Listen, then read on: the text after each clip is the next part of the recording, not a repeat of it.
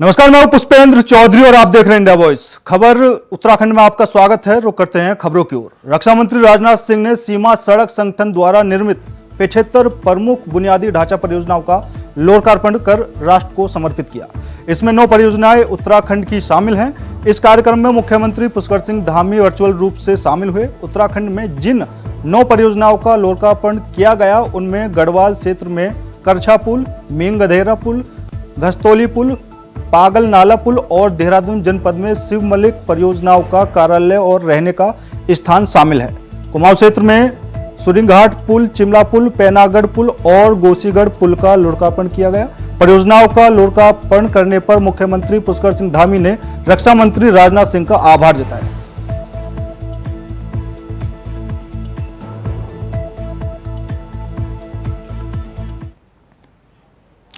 खबर देहरादून से है, जहां मुख्यमंत्री पुष्कर सिंह धामी ने बेरोजगारों से मुलाकात की। इस दौरान सीएम धामी के सामने बेरोजगारों ने सबसे बड़ी मांग उत्तराखंड पुलिस कांस्टेबल भर्ती में उम्र सीमा बढ़ाने को लेकर रखी। इस दौरान सीएम धामी ने वहां पर मौजूद गृह सचिव शैलेश बगोली को बेरोजगारों की फाइल पकड़ा दी। सीएम धामी ने बेरोजगारों की मांगों को सुना। सीएम ने शैलेश बगोली को इस पर जल्द फैसला लेने को कहा है। उधर सीएम धामी ने बेरोजगारों की मांगों को जल्द पूरा करने का भी आश्वासन दिया है। बेरोजगार संघ के उपाध्यक्ष राम कंडवाल ने कहा कि इसके लिए उन्होंने सीएम धामी के सामने फॉरेस्ट गार्ड आयु सीमा, ऊर्जा विभाग में TG2 और JEE की भर्ती निकालना और असिस्टेंट भर्ती परीक्षा में API को हटाने की मांग रखी है।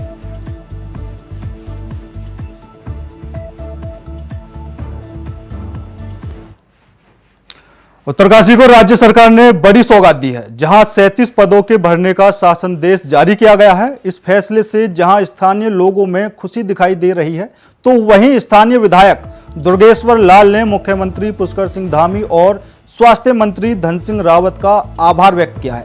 उन्होंने कहा कि अब मोरी जैसे दुर्गम क्षेत्र में स्वास्थ्य सुविधाएं सुदृढ़ होंगी। प्रोला में उप जिला चिकित्सालय की DPR शासन में लंबित है। साथ ही पदों के सृजन की भी कसरत लगातार चल रही है, जिसकी सौगात स्थानीय जनता को मिलेगी।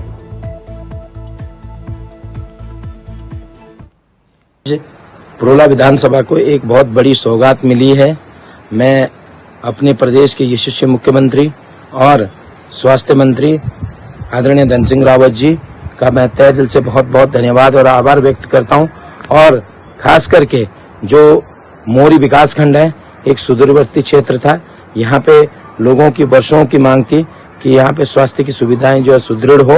आज हमारी प्रदेश की यशस्वी सरकार ने जो स्वास्थ्य की सुविधाएं थी, मोरी में जो प्राथमिक स्वास्थ्य केंद्र से सामुदायिक स्वास्थ्य केंद्र का जो पद सृजन का जियो किया, उसमें 37 जो है पद हमें मिले हैं और उसको विधिवत तरीके से अब जो है एक पूरे विकास खंड को एक जो है स्वास्थ्य केंद्र मिला है। और रही दूसरी बात, आने वाले समय में जो प्रोला में उपजिला अस्पताल का जो कार्य है वो भी गतिमान है। उसकी जो DPR है वो शासन में ऑलरेडी पहुंच चुकी है, क्योंकि मोरी में जो बिल्डिंग थी वो बनी हुई था, ढांचा बना हुआ था, तो अभी उसकी जो पद सृजन का जियो जो है इसलिए जल्दी हो गया। उत्तराखंड के शिक्षा मंत्री डॉक्टर धन सिंह रावत द्वारा ऐसे शिक्षकों की अनिवार्य सेवानिवृत्ति देने के निर्देश दिए गए हैं जो लंबे समय से किसी गंभीर बीमारी के कारण अपना कार्यकाल पूरा करने में सक्षम नहीं है या किसी जरूरी कारण के चलते लंबे समय से स्कूलों में गैर हाजिर चल रहे हैं, जिसके बाद शिक्षा विभाग ऐसे शिक्षकों की सूची बनाने की कवायद में जुट गया है। इस बात को लेकर उत्तराखंड की DG शिक्षा झरना कमठान ने कहा कि हमने सभी जनपदों से ऐसे शिक्षकों की रिपोर्ट मांगी थी, जिसके बाद हमें 143 शिक्षक प्रदेश भर में मिले हैं जो पढ़ाने में सक्षम नहीं हैं। साथ ही उन्होंने कहा कि अब गढ़वाल मंडल में स्क्रीनिंग कमेटी की बैठक की जाएगी, जिसके बाद शासन देश के मुताबिक उचित कार्रवाई की जाएगी।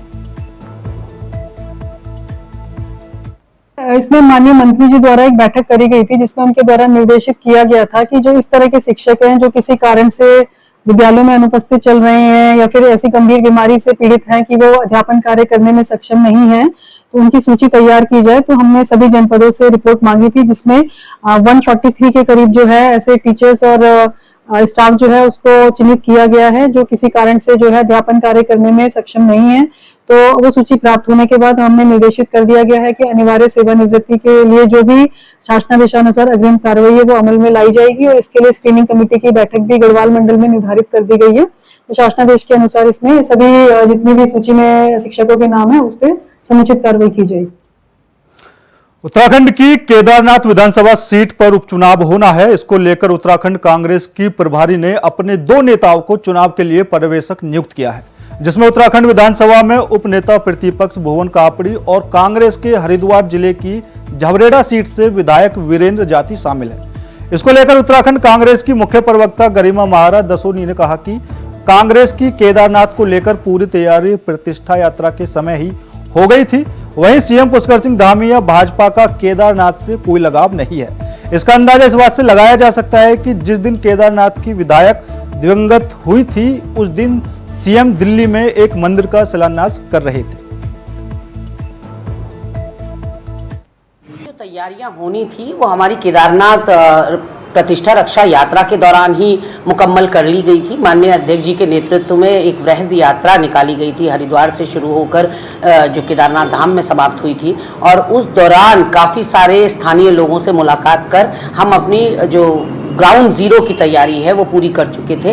अब जो है वहाँ पर्यवेक्षक के रूप में उपनेता प्रतिपक्ष भुवन कापड़ी जी को और हमारे माननीय विधायक हरिद्वार से वीरेंद्र जाति जी को चिन्हित किया गया है, उनकी नियुक्ति हुई है। ऐसे में प्रदेश कांग्रेस बहुत लाभान्वित भी होगी और केदारनाथ उपचुनाव में कांग्रेस पार्टी उनके नेतृत्व में बहुत अच्छा प्रदर्शन करेगी, ऐसी मेरी पूरी आशा है। केदारनाथ जनता का भी पूरा आशीर्वाद कांग्रेस पार्टी को मिल रहा है क्योंकि वहाँ की जनता अपना अपमान और अपनी अनदेखी भूली नहीं है। तो भारतीय जनता पार्टी जो कहती है, जो दावे करती है, वो कभी उस पर खरी नहीं उतरती और उनके वो खाने वाले दांत और दिखाने वाले दांत दोनों अब केदारनाथ की जनता पूरी तरह से पहचान चुकी। चुनाव निकट है और जल्दी होना है। निश्चित तौर पर कांग्रेस भी प्रत्याशी उतारेगी, जो उनका इंटरनल मैटर है वो पर्यवेक्षक भेज रहे होंगे, उसके बाद खंगालेंगे कौन को जीत के नजदीक ले जा सकता है। जीतना तो उन्होंने है नहीं, लेकिन निश्चित तौर पर वो भी अपनी एक्सरसाइज करेंगे।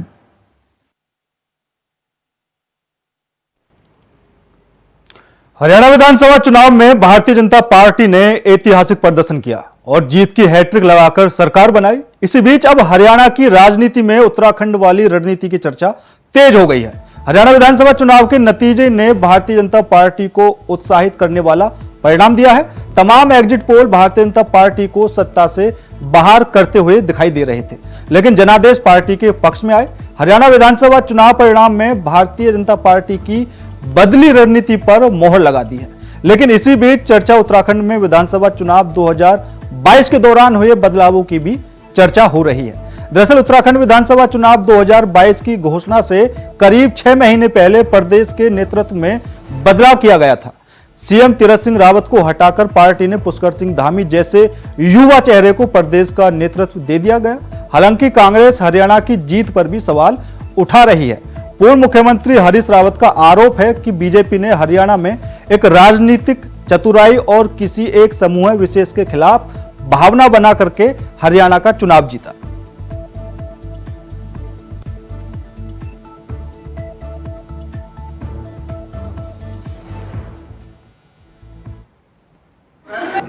निश्चित रूप से कुछ हद तक जो बात आप कह रहे हो वो उस पर निर्भर है। हरियाणा का चुनाव भी हमारे बड़े नेताओं का आपसी तालमेल न होना भी पार्टी के लिए नुकसानदायक है। जहाँ तक आपने उत्तराखंड का सवाल किया है तो उत्तराखंड में प्रयास हो रहे हैं। आपने देखा होगा हमने समन्वय समिति की 2 बार बैठक की है। कोशिश की है कि सारे वरिष्ठ और कनिष्ठ नेताओं को साथ बिठाकर बातचीत करने का, आपसी मनमुटाव समाप्त करने का प्रयास किया है। माननीय अध्यक्ष जी के स्तर से भी हुआ है। माननीय अध्यक्ष जी ने सारे वरिष्ठ नेताओं से उनके आवास में जाकर मुलाकात भी की है, क्योंकि केदारनाथ उपचुनाव है, पंचायत हैं, उसके बाद कोऑपरेटिव है, उसके बाद अन्य चुनाव भी हैं और हमारे सामने इस समय नगर निकाय और केदारनाथ की बड़ी चुनौती है। द्वेष की राजनीतिक चतुराई कर सकते हैं। आप किसी एक सामाजिक समूह के खिलाफ भावना बना करके चुनाव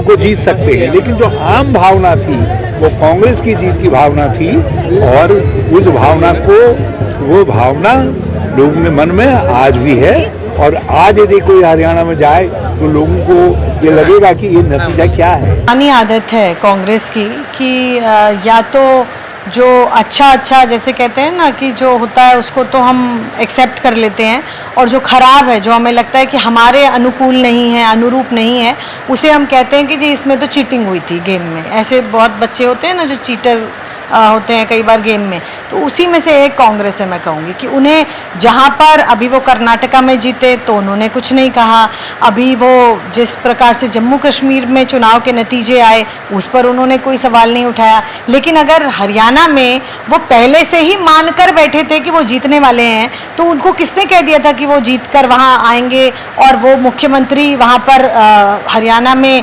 कांग्रेस का ही बनने वाला है। तो आप ये सोचिए, ये तो उन्होंने खुद से ही सेल्फ ऑब्सेस्ड है, वो अपने खुद से ही उन्होंने ये सोचा हुआ था, उनको किसी ने कहा नहीं था, उन्होंने कोई जनता ने उनको बोला नहीं था कि हम किसको वोट देने वाले। तो देखिए वो सेल्फ ऑब्सेस्ड है। और कहीं जहाँ तक कि हमने देखा कि हरियाणा में जो हुआ वो उनकी आपसी इतनी खेमेबाजी थी। उत्तराखंड में एक हैरान करने वाला मामला सामने आया है, जहां कोविड काल के दौरान पैरोल पर रिहा किए गए 550 से ज्यादा कैदी पैरोल पूरी होने के बाद भी फरार बताए जा रहे हैं, जिनको पकड़ने के लिए उत्तराखंड पुलिस के कोशिश कर रही है, लेकिन अभी तक इन कैदियों की कोई भी खबर नहीं है।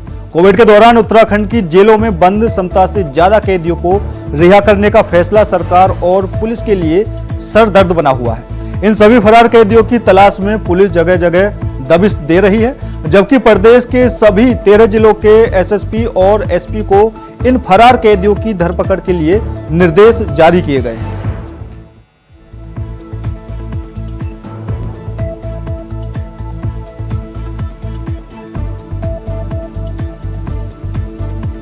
तो पैरोल खत्म होने के बाद 500 से ज्यादा कैदी फरार बताए जा रहे हैं। कैदी हत्या, डकैती और चोरी के मामलों में बंद थे। वहीं कोविड काल में 800 से ज्यादा कैदियों को पैरोल मिली थी। तो 2020-21 में उत्तराखंड की जेलों से पैरोल मिली थी। पैरोल के बाद सिर्फ 300 कैदियों ने सरेंडर किया।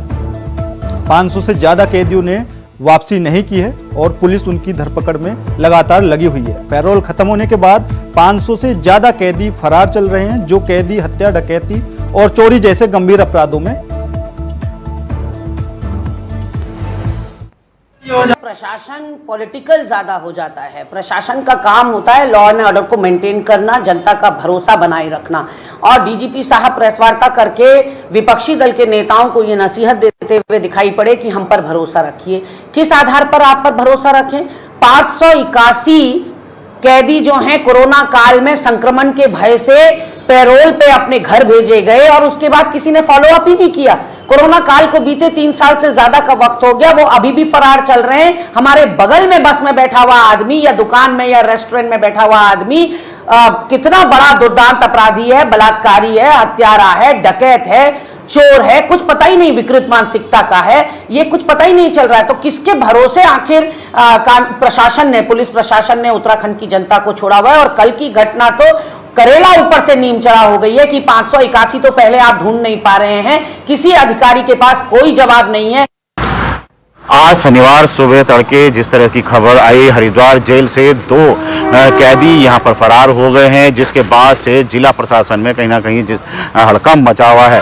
जिसके बाद जिलाधिकारी और एसएसपी हरिद्वार ने जेल का यहां पर निरीक्षण किया। निरीक्षण में के बाद जिस तरह से जिलाधिकारी का मानना है कि प्रथम दृष्टया देखने में आया है कि जो जेल प्रशासन है उसकी कहीं ना कहीं यहां पर लापरवाही साफ झलकती है, क्योंकि जेल के अंदर जिस तरह से रामलीला का मंचन यहां पर किया जा रहा था, साथ ही साथ हाई सिक्योरिटी जो जेल है उसमें भी निर्माण का कार्य चल रहा था, जिसके बीच जेल अधीक्षक यहां पर कहीं ना कहीं छुट्टी पर जाते हैं, जिस बीच इस तरह की लापरवाही अन्य जो अधिकारी हैं उनके बीच देखने को मिलती है, जिसके बाद जो 2 अपराधी हैं वो भागने में सफल होते हैं। हालांकि एसएसपी हरिद्वार ने दोनों ही अपराधियों को जल्द पकड़ने का यहां पर दावा भी किया है, लेकिन एक बड़ा सवाल उठता है कि इतनी हाई सिक्योरिटी वाली माने जाने वाली हरिद्वार जेल से किस तरह से कैदी फरार हो गए हैं।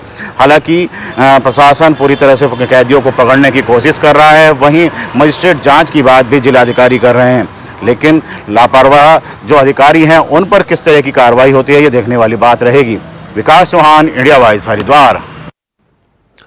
बाबा बद्री विशाल धाम के कपाट बंद होने की तारीख तय हो गई है। बाबा बद्रीनाथ धाम के कपाट 17 नवंबर को रात 9:07 पर शीतकालीन के लिए बंद होंगे। कपाट बंद होने की तारीख दशहरे के अवसर पर बद्रीनाथ धाम मंदिर परिसर में पंचांग गणना के बाद समारोह पूर्वक तय की गई। अभी तक 11 लाख से ज्यादा तीर्थयात्री बद्रीनाथ धाम पहुंचे हैं। इस तरह इस चार धाम यात्रा में 24.5 लाख तीर्थयात्रियों ने श्री बद्रीनाथ केदारनाथ के दर्शन कर लिए हैं। वहीं 38 लाख तीर्थयात्री चारधाम यात्रा पर पहुंच गए हैं।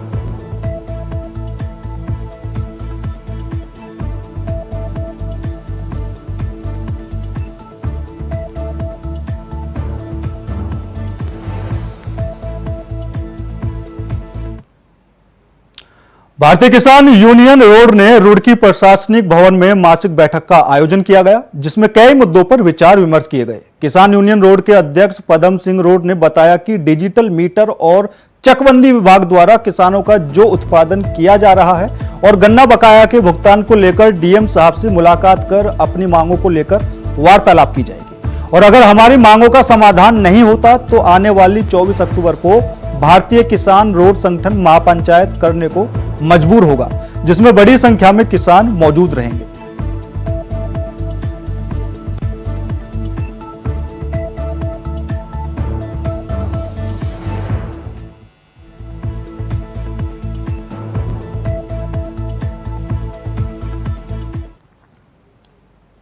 खबर देहरादून से है, जहां दुकानदारों की मनमानी और ग्राहकों को सामान देते समय वजन में गड़बड़ी करने वाले दुकानदारों के ऊपर नकेल कसने के लिए बाट और माप विभाग द्वारा समय समय पर कई दुकानों पर छापेमारी की जाती रही है।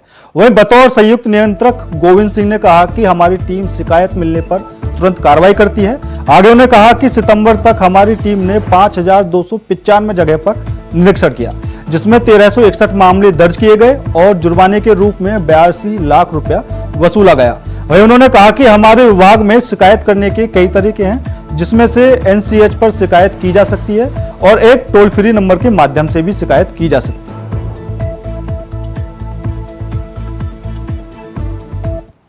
अभी तक हमने ये सितंबर तक 5295 छापे निरीक्षण करके 1361 मामले दर्ज किए, जिसमें हमने 82 लाख रुपए जुर्माना वसूल किया। देवभूमि उत्तराखंड सहित राजधानी देहरादून में दीपावली के त्योहार को लेकर ज्वेलरी शॉप में खरीदार पहुंचने लगे हैं। हालांकि ज्वेलरी खरीदने वालों की भीड़ पिछले सालों के मुकाबले कुछ कम ही नजर आ रही है और इसके पीछे की वजह सोने चांदी के दामों में इजाफा बताया जा रहा है, जिसका जिक्र ज्वेलरी विक्रेता भी कर रहे हैं। हालांकि तमाम ज्वेलरी विक्रेताओं ने ग्राहकों के लिए विशेष ऑफर भी रखे हैं ताकि ग्राहक ज्वेलरी शॉप में पहुंचकर ज्यादा से ज्यादा ज्वेलरी खरीदे, जिससे व्यापारियों को मुनाफा हो। हालांकि दीपावली के त्योहार में अभी कुछ दिन बाकी हैं, लेकिन ये देखने वाली बात होगी कि त्योहार नजदीक आते ही सोने चांदी के व्यापार पर क्या असर पड़ता है। सोने के रेट्स में बहुत ज्यादा फर्क है। सोना और चांदी दोनों इस वक्त काफी हाइट पे चल रहे हैं, पर स्टिल जो लोगों की डिमांड है और सब चीजें वो तो अपनी जगह है। पर यह है कि जिसने 20 ग्राम लेना है वो 10 ग्राम ले रहा है और लाइट वेट की ज्वेलरी की बहुत ज्यादा मार्केट में डिमांड है। तो गोल्ड के रेट्स के ऊपर जाने की वजह से अब जिसने शादी में 20 ग्राम का सेट देना है वो 10 ग्राम का देने में बिलीव कर रहा है कि चलो 10 ग्राम का देके काम तो निपटा उससे। सरादों से पहले तो काफी अच्छा काम था, क्योंकि तब रेट भी कम था। अब रेट जो उनका है सीधा 4000 रुपये बढ़ चुका है। 4 से 6000 रुपये की करीब फर्क आ ही चुका है। तो उसकी वजह से थोड़ा सा काम और डाउन फॉल में हम लोग इतना वो रश नहीं है, पर ठीक है जो चल रहा है। भाव बढ़ने की वजह से कम है काम। सालों के मुकाबले इस बार मार्केट काफी ज्यादा डाउन है, क्योंकि एक तो रेट बहुत ज्यादा बढ़ गया है सोने का, और दूसरा ये है कि रेटों में फ्लक्चुएशन बहुत ज्यादा है। पहले फ्लक्चुएशन होता है ठीक है 100, 200, 150 रुपये ऊपर नीचे हुआ, अब ये हो रहा है कि सीधा 3-3, 4-4 हजार रुपये ऊपर नीचे हो रहा है सोना। तो उस वजह से भी काम में बहुत फर्क पड़ा। जब तक कि रेट स्टेबल नहीं होंगे और थोड़े से रेट कम नहीं होंगे तब तक मार्केट उठ नहीं सकती। कस्टमर्स को हम जो बेनिफिट दे रहे हैं, डिस्काउंट तो दे रहे हैं और मेन चीज ये है कि जो भी आप लगा सकते हैं कि मार्केट में जो भी उनको ऑफर मिल रहे हैं उसको मैचअप करने की पूरी कोशिश करेंगे। फिलहाल रुकते हैं छोटे से ब्रेक के लिए। ब्रेक के बाद खबरों का सिलसिला लगातार जारी है। ब्रेक के बाद एक बार फिर आप सभी का स्वागत है। तो वहीं उत्तराखंड की बीजेपी सरकार को निकाय चुनावों में हार का डर सता रहा है, इसलिए सरकार किसी न किसी बहाने निकाय चुनावों को टालना चाहती है। यह बात आज उत्तराखंड प्रदेश कांग्रेस कमेटी के वरिष्ठ उपाध्यक्ष सूर्यकांत धस्माना ने अपने कैंप कार्यालय में आयोजित प्रेस कॉन्फ्रेंस में कही। उन्होंने कहा कि पहले कभी परसीमन के बहाने तो कभी जाति गणना तो कभी पिछड़े वर्ग के आरक्षण के बहाने सरकार चुनाव टालती रही और अब विधानसभा की परवर समिति का कार्यकाल 1 महीने और आगे करने से स्पष्ट है कि सरकार और भाजपा का आत्मविश्वास बद्रीनाथ और मंगलौर के उपचुनाव के नतीजों से डगमगाया हुआ है। इसलिए अभी तो फिलहाल सरकार चुनाव से भाग रही है।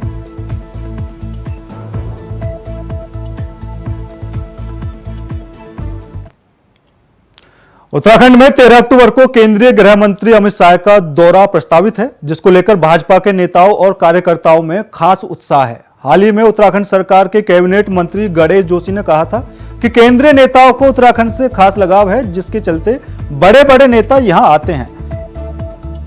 इस पर पलटवार करते हुए कांग्रेस के प्रदेश उपाध्यक्ष सूर्यकांत धस्माना ने कहा कि जब भी राज्य में कोई आपदा आई है उस समय किसी भी भाजपा के केंद्रीय नेता का लगाव उत्तराखंड से नहीं रहता, लेकिन जैसे जैसे कोई चुनाव नजदीक आता है वैसे वैसे नेताओं का उत्तराखंड से लगाव बढ़ जाता है। उत्तराखंड की जनता सब देख रही है और बाबा केदार भी जनता को सबक सिखाएगी। 20 जुलाई को इतनी भयंकर आपदा आई केदारनाथ में, एक शब्द न तो अमित शाह जी ने और न प्रधानमंत्री जी ने। हिमाचल प्रदेश में चुनाव होगा, गुजरात में चुनाव होगा, तो गुफा में बैठ करके धुनी रमा करके पूरे देश में मैसेज देने का काम तो करेंगे केदारनाथ में, लेकिन केदारनाथ में आपदा आ जाएगी, जोशीमठ में आपदा आ जाएगी, पहाड़ में पूरे 2500 हेक्टेयर जंगल जल जाएंगे, उसमें ना प्रधानमंत्री जी को कोई लगाव, न गृह मंत्री जी को कोई लगाव, लेकिन चुनाव होगा क्योंकि केदारनाथ जी का चुनाव है। बद्रीनाथ जी में जो आपकी पूरे देश के अंदर कलई खुली है, हरिद्वार में जो कलई खुली है, अब आप चाहते नहीं कि केदारनाथ में आप चुनाव हारो, तो केदारनाथ का चुनाव ये न केन प्रकार ने कैसे जीते, उसके लिए आप दौरे करोगे ही, लेकिन वहां पर आपदा आएगी, लोग परेशान होंगे, लोग संकट में होंगे, तब आपको उत्तराखंड की याद नहीं आएगी।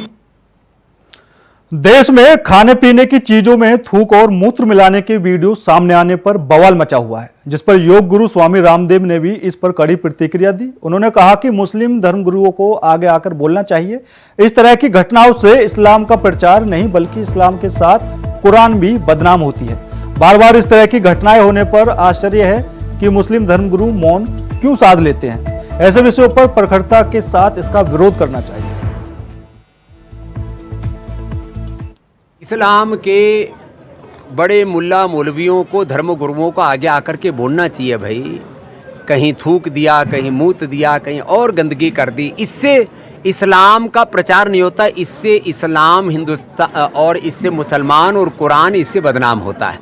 तो मैंने पहले भी कई बार देखा कि घटनाएं हुई और अब भी बार बार हो रही हैं, और आश्चर्य की बात यह है कि शीर्ष धर्मगुरु उस पर मौन हो जाते हैं। सबको बहुत ही प्रखरता के साथ इसका विरोध करना चाहिए।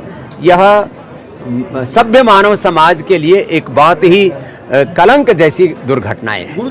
मूल बात तो यह है कि हम सब भारतीयों की, जितने भी भारतवर्ष में रहने वाले लोग हैं, उनके पूर्वज एक हैं, उनकी संस्कृति एक है, लेकिन कालखंड में मजहब भले ही बदल गए हों, लेकिन हमें अपने पूर्वजों की संस्कृति का, सनातन धर्म का सम्मान करना चाहिए और एक दूसरे के प्रति कोई नफरत और घृणा फैलाने वाली बात नहीं हो।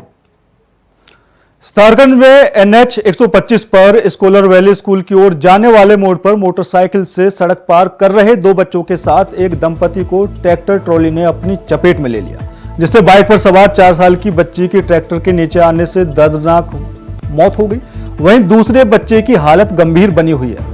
पति पत्नी की भी हालत गंभीर बताई जा रही है। घायलों को 108 की मदद से सामुदायिक स्वास्थ्य केंद्र पहुंचाया गया, जहां डॉक्टरों ने हालात गंभीर देखते हुए हायर सेंटर रेफर कर दिया और बच्ची के शव को पुलिस ने अपने कब्जे में लेकर कार्रवाई में जुट गई है।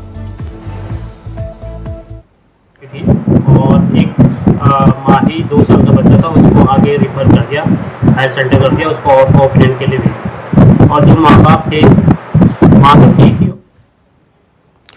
फिलहाल मेरे साथ इस बुलेटिन में इतना ही। बाकी देश और दुनिया की तमाम खबरों के लिए देखते रहिए इंडिया वॉइस। नमस्कार।